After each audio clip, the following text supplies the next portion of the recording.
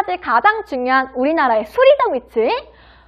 아까 선생님이 처음에 도입 부분에 영국에 사는 친구가 다현이한테 다현아, 우리나라 위치 어떻게 표현함? 이렇게 물어보면 수로 표현한다 라고 이야기를 했었죠. 두 번째는 지리적인 특징입니다. 지리라는 거는 땅 지자 써서 우리나라에 이제 근처에 있는 대륙은 뭔지, 우리나라 옆에 있는 해양, 태평양 어디에 있다, 동해 옆에 있다, 그런 식으로 바다를 기준으로 이야기를 할 수도 있겠고요. 아니면 우리나라는 반도국가예요. 반도국가는 뭐냐면 이렇게 여기 바다, 여기 동해죠. 여기는 서해죠. 여기는 남해죠. 그래서 이렇게 삼면이 바다로 둘러싸여 있는 곳을 반도라고 이야기를 합니다. 그래서 우리나라는 반도에 위치해 있다라는 것도 지리적 표현이 될 수 있겠네요. 여러분들이 선생님이 예를 들어 중간고사에 우리나라 위치에 써놨어요. 이거는 순위적으로 표현한 거야? 지리적으로 표현한 거야? 아니면 이따가 배울 관계적으로 표현한 거야? 라고 물어봤을 때 여러분들이 잘 맞출 수 있어야 돼요. 이게 정말 쉬운 기본적인 문제입니다. 그럼 우리나라는 지리적 위치로 어떻게 표현할 수 있을지 한번 보도록 하겠습니다. 우리나라 어디 대륙에 위치해 있어요? 아시아죠. 그쵸? 근데 이 아시아라는 곳이 사실 유럽과 붙어 있습니다. 안 믿기신다고요? 세계 지도를 가져와 볼게요. 짜잔! 보이시나요? 이 세계 지도는 작년에 1학년 10반이었던 친구들 누구예요? 1학년 10반이었던 우리 반에 이제 유민이랑 그다음에 유나가 있는데 10반에서 선생님이 씻고 있는데 여기가 지워져 있네요. 어쨌든 여기는 한반도입니다. 이 한반도는 아시아에 위치해 있죠. 여기가 아시아인데요. 이 아시아는 유럽과도 붙어 있습니다. 이거 안 보이겠다. 미안해요.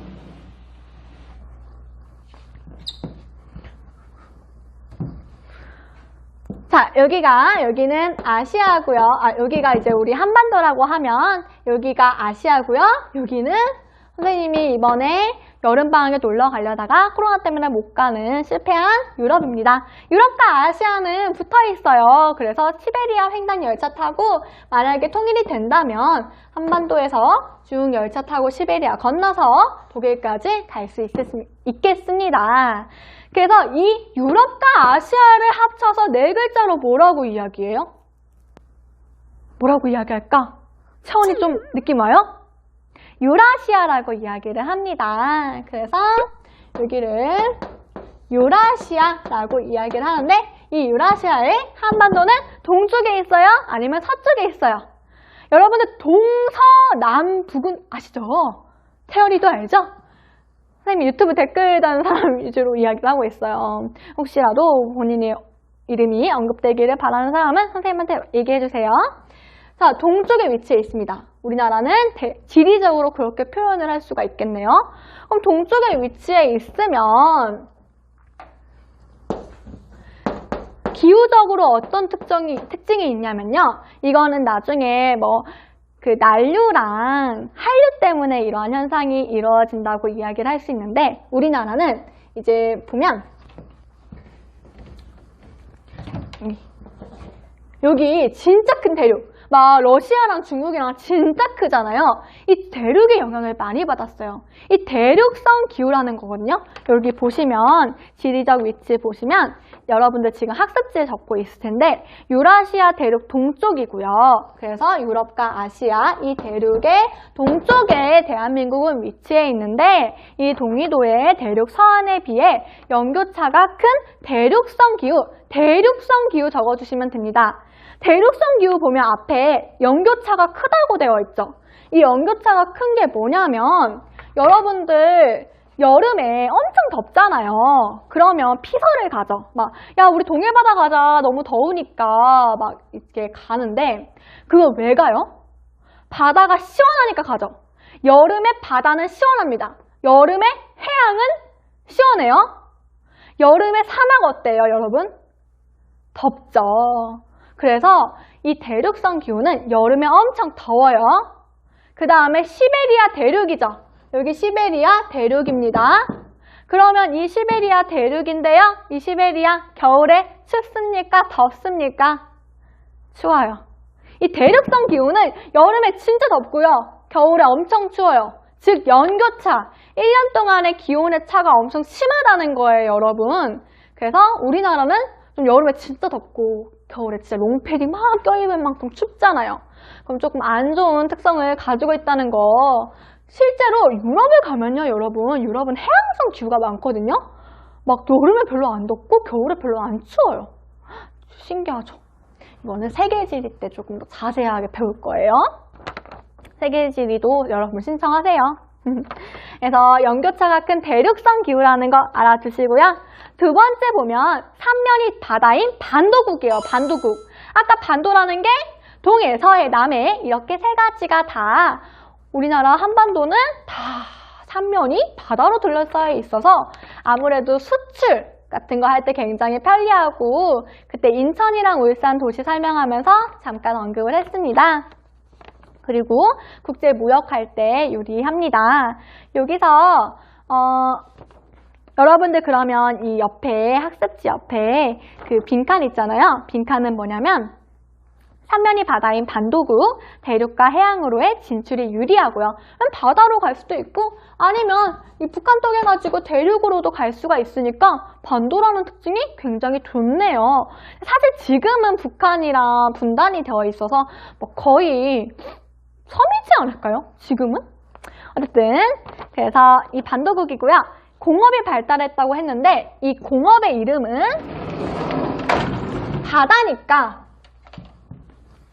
바다니까 임해공업이에요.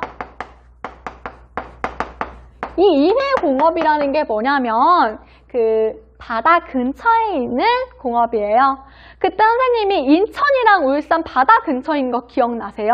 근데 그 인천에 자동차 공업, 울산에도 자동차 공업 발달했잖아요. 그게 왜 그러냐면 자동차를 만들었어. 자동차 엄청 무거운데 그걸 트럭으로 운송할 거예요? 아니, 배로 운송해야 돼요. 그러면 바다 근처에 있어야 되잖아요. 그래서 임해공업, 바다 근처에 있어야 되는 배를 만드는 조선, 그 공장이라든지 아니면 자동차를 만드는 자동차공업, 철 엄청 무겁죠? 이 철을 만드는 거 다 임해공업이 우리나라에 진짜 많이 발달을 해 있고요. 그 다음에 어떤 무역이 발달해 있냐면 국제무역이 발달해 있습니다. 무역 발달했겠죠. 바다인데. 뭐 당연한 얘기 하고 있습니다. 그 다음에 세 번째로 넘어갈게요. 세 번째는 바로 관계적 위치라는 내용입니다. 이 관계적 위치가 뭐냐면 한번 정리를 하는 겸 선생님이 이야기를 해볼게요. 내가 예를 들어 오늘 또 누구 얘기해 볼까요? 내가 예빈이한테 예빈아 너 지금 어디 있어? 라고 이야기했을 때 예빈이가 네 선생님 저는 첫 번째 줄 두 번째 분단에 앉아 있습니다 라고 이야기를 했으면 어떤 위치? 생각해봐요. 수리적 위치죠. 그리고 만약에 이제 예빈이가 예빈아 너 어딨니? 라고 했을 때 네 선생님 저는 창동역 옆에 있습니다 라고 하면 뭔가 지형 뭔가 건물을 기준으로 이야기를 했으니까 변하지 않으니까 예빈이는 지리적 위치로 통해서 이야기를 했겠네요. 그러면 선생님이 얘들아 그러면 예빈아 너 지금 어디 있어? 라고 했을 때 저는요 선동이 옆에 있어요 라고 이야기를 했어요.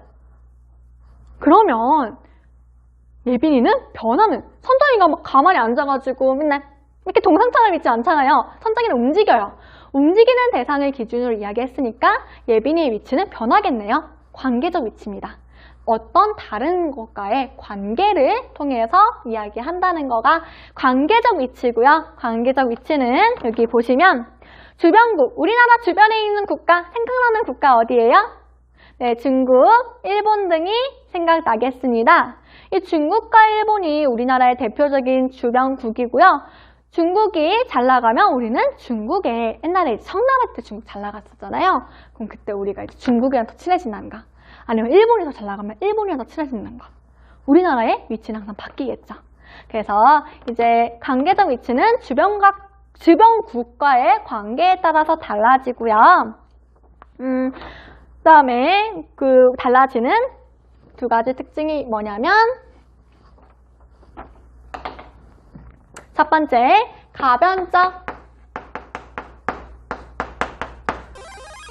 가능하다, 변하는 게 가능하다라는 말이에요. 상대죠. 여러분, 상대평가라는 말 아시죠? 상대평가에서는 내가 아무리 잘해도 내가 99점을 받았어요. 진짜 잘한 거죠? 근데 100점이 21명이야. 그럼 나는 1등은 못 받아요. 그게 상대적인 거라는데 이제 가변적, 항상 변하고요. 관계적 위치는 상대적. 뭐 기준이 절대적인 게 아니에요. 항상 변한다. 둘 다 변한다라는 얘기하고 있고요. 우리나라의 그 밑에 보시면 그 관계적 위치가 어떻게 바뀌었는지 나옵니다. 근대를 봐볼게요. 근대. 우리나라 근대는 이제 고종황제 때 생각을 해주시면 되는데요. 고종황제 때 기억나세요?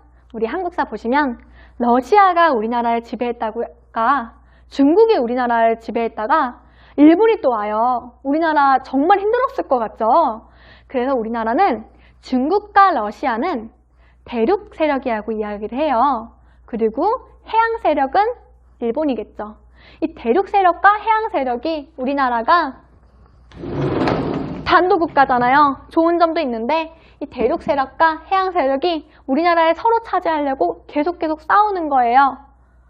그래서 우리나라는 그 중간 위치, 대륙과 해양 세력의 중간 위치에서 정말 힘들었습니다. 적어주세요. 중간.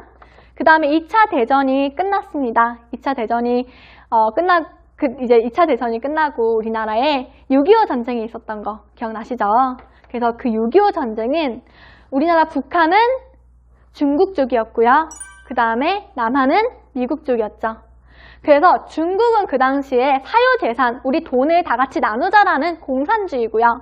그 다음에 미국은 자유롭게 가지자, 뭔 상관? 이러는 자유주의였습니다. 그래서 자유진영과 적어주세요. 자유진영과 공산진영이 우리나라에 싸운 거예요. 그래서 우리나라 사람들만 엄청 많이 돌아가시고 너무너무 힘들었잖아요. 우리나라는 그런 아픔을 가지고 있습니다. 이게 솔직히 우리나라가 진짜 잘 나가거든요. 그리고 그 다음에 일본도 좀 잘 나가요. 그래서 이 두 사이에 껴있으니까 관계적으로 너무 힘든 거예요. 그치만 아까 그 선생님이 첫 번째 시간에 오리엔테이션 시간에 위기를 기회로라는 이야기를 했어요. 우리나라 오늘날에는 오히려 동북아시아 잘 나가잖아요. 중국도 잘 나가고 일본도 잘 나가거든요. 요즘 베트남도 엄청 떠오르고 있고요. 그렇다면 우리나라가 약간 세계의 중심을 미국이나 유럽이 아니라 약간 동북아시아로 함중을 해가지고 끌어올 수 있지 않을까. 동북아시아의 중심 국가가 되지는 않을까. 뭐 이런 그런 생각을 해봅니다. 여러분 뒷장 넘기시면요. 이제 우리나라 표준 경선 바꿔야 할까요? 라는 내용이 나오는데 그거는 선생님이 리더스킬 과제로 줄 거고요.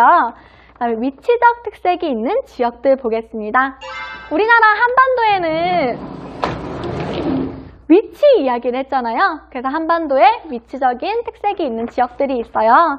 첫 번째 곳은 바로 양구입니다. 양구가 어디냐면 우리 국토의 가운데 있는 곳이에요. 근데 이 점 A 보시면 여기가 왜 가운데야? 되게 헷갈려 할 수 있잖아요. 왜 그러냐면 아까 우리나라의 동쪽 끝은 어디였어요? 독도였죠. 남쪽 끝은요? 마라도였죠?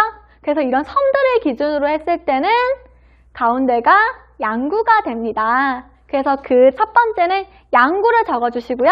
양구 옆에 보시면 국토의 동쪽 끝은 경상북도의 동쪽이니까 독도고 남쪽 끝은 제주특별자치도의 마라도겠죠. 그래서 이 양구라는 곳이 우리나라의 한 가운데 있다고 양구 측에서 정말 많이 홍보를 하고 있고 관련된 축제도 있다는 거 알아두시면 되겠습니다. 두 번째로는 우리가 해를 보러 많이 가는 곳이에요. 동해의 바다에서 동쪽에서 해가 떠오르니까 동해에서 가장 해를 빨리 볼 수 있잖아요. 바로 해를 보는 명소인 정동진입니다. 여기 양구. 그래서 선생님도 나중에 정동진에 가서 기차를 타고 가서 1월 1일에 해를 보는 게 꿈인데요. 늦잠이 많이 져가지고 못 보고 있는 것 같습니다. 정동진 특징 알아두시면 될 거고요. 이 위치적 특색이 있는 지역들, 이곳은 한번 그냥 읽어보기만 하면 될 것 같아요. 영국은 가운데구나. 야, 동쪽에서 떠오르는 해를 보려면 정동진이 딱 좋겠구나. 나중에 남자친구랑 가야지. 뭐 이런 생각하면 되겠고요. 그 다음에 우리나라 세 번째는 가장 남쪽에 있는 마을이에요. 혹시 해남 땅끝마을 들어보셨나요? 여기 맨 밑에 땅끝마을.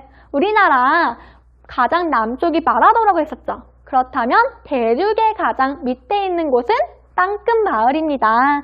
그래서 이 땅끝마을 알아주시면 오늘 수업은 일단은 정리되었고요. 여러분들이 지금 수리적, 관계적, 그 다음에 지리적 이렇게 세 가지 위치에 대해서 알아주셨는데요. 그거를 토대로 그냥 우리나라의 위치를 나 이제 표현할 수 있게 되었어 로 끝내는 게 아니라 우리나라 위치 너무 많이 힘들었다. 일제강점기 때 진짜 많이 힘들었겠구나. 6.25 때도 솔직히 좀 억울하다. 그렇다면 이거를 토대로 우리나라가 나중에 어떻게 더 발전을 할 수 있을까? 아까 근대, 그 다음에 현대, 최근 넘어오면서 우리나라가 동북아시아의 중심지가 될 수 있다는 말을 했었죠. 그래서 동북아시아의 중심지가 우리나라고, 우리나라 무역 잘하고, 그 다음에 관련된 공업 발달했으니까 우리나라 더욱더 발전할 수 있겠구나. 우리나라 내가 이 발전에 한번 기여를 해봐야겠다. 이런 긍정적인 생각 해줬으면 좋겠습니다.